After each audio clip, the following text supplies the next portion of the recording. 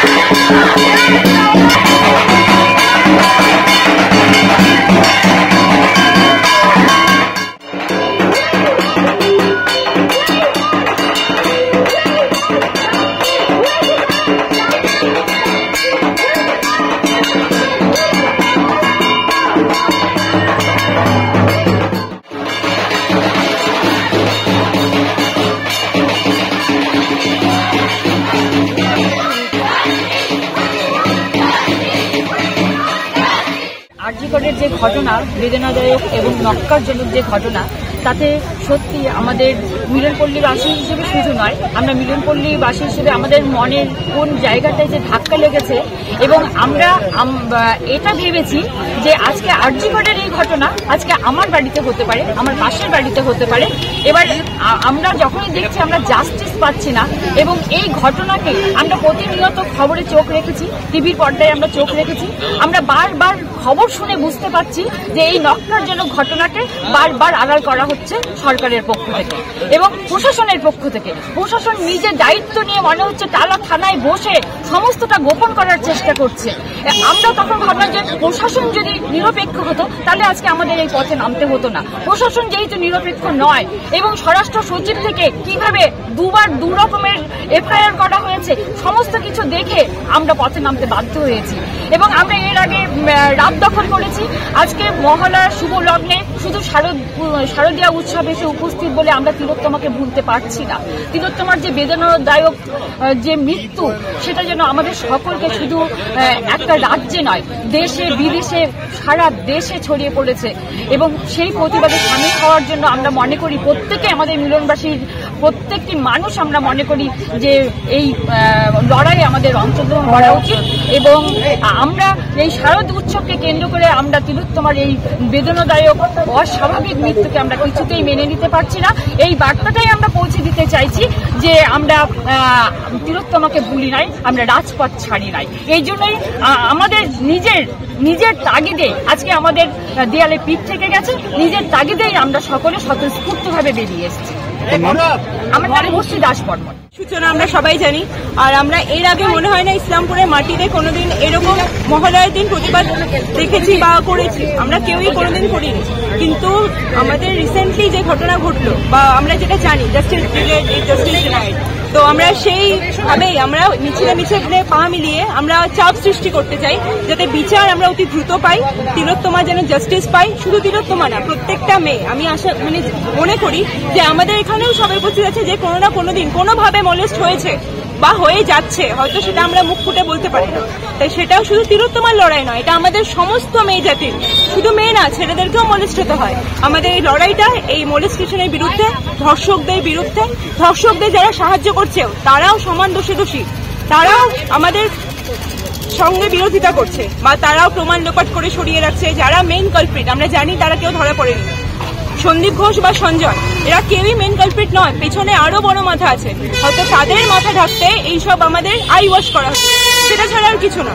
তো আমাদের একটাই দাবি, আমাদের তিলোত্তমার বিচার চাই। তিলোত্তমা কেন, আমাদের রিসেন্টলি শিলিগুড়ি একজনের ফাঁসি হলো, আমরা শুনলাম, তারপর কার একটা ফাঁসি হলো। তো আমরা চাই যা হচ্ছে বা যা হয়ে যাচ্ছে তার বিরুদ্ধে সবাই এভাবে গর্জে উঠুক। আমরা প্রতিবাদে পা মেলাই, আমরা উৎসবের মাধ্যমে প্রতিবাদ করি, আমাদের প্রতিবাদটাই আমাদের উৎসব হোক। বিউটি বসা।